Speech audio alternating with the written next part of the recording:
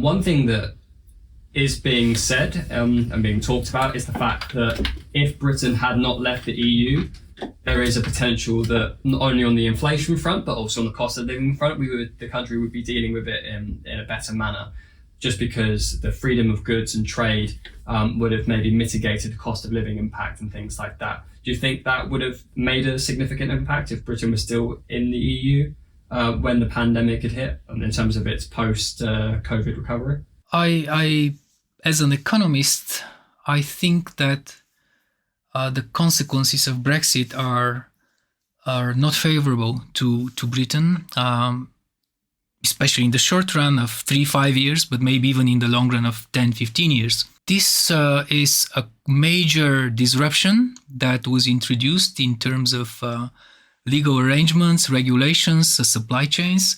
Britain did experience additional cost of living crisis on top of the Ukraine war and on top of the COVID pandemic, and before that, the quantitative easing period of injecting money in the society. So there are many causes of inflation, and maybe we shall move later on to talk about what drives inflation. But to address your point, I think that Brexit is really, I hope this can be reversed sometime by the future generations, because an open economy like Britain, it's not that much small compared to France or Spain, but in a global context, the United Kingdom is a small open economy. It trades a lot, both importing and exporting products.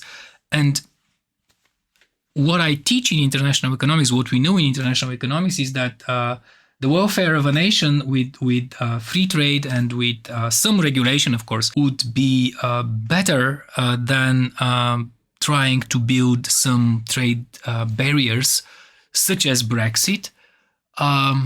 So I do believe that not just on inflation, but there has been effects of Brexit on the whole society in Britain. There will be a long adjustment process. We have seen how it works. There were some crises around Brexit. For example, the pound depreciated a lot and the Bank of England had to intervene. Then we had this Liz Truss episode, which was not consistent in terms of messages about fiscal policy, and that caused another trouble, and the Bank of England again had to interfere and calm down markets. It's unfortunate, I think, that Brexit was kind of self-imposed, self-inflicted. Nobody asked Britain to separate from Europe. It was a decision of the nation. I have heard these claims on the Brussels bureaucrats. I agree to some extent there might be some bureaucracy. Nobody wants to be driven by decisions that are taken somewhere outside, but I don't think that a small open economy relative to the global world like Britain or France, if you want, or Italy would be better off if it's not part of the European Union. So definitely Brexit has complex and long-term consequences that are researchers have begun to study these. It's hard to disentangle every single precise effect. Work has been done more and more. We get more and more light. There is research on the effects of Brexit in various dimensions.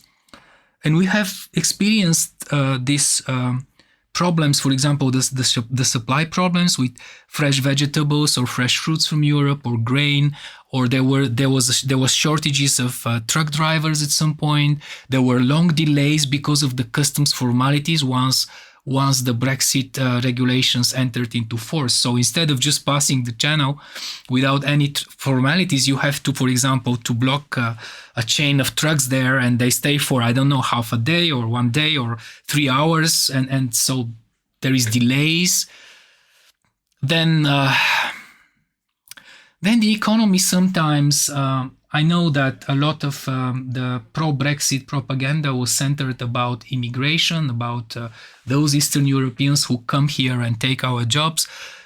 That's a little bit of an exaggeration. To some extent, it's true, of course, because we compete for jobs everywhere, especially in a European Union, which has no limitations of the movement of workers. But on the other hand, the economy creates jobs. And if these jobs cannot be filled in by nationals or people who are local, then people have the option of immigration. This has been the case with the Gastarbeiters in Germany in rebuilding Germany after the Second World War in the 50s.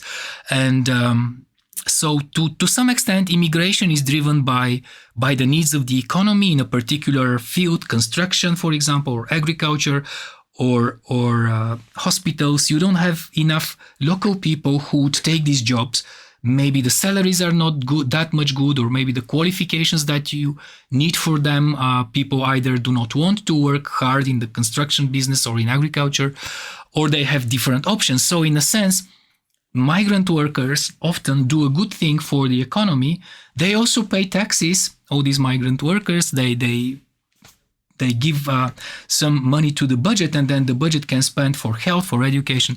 So, okay, Brexit is very complicated and the dimensions are many, but generally, I do not think that if Brexit hadn't happened, the United Kingdom would be in a worse situation than now.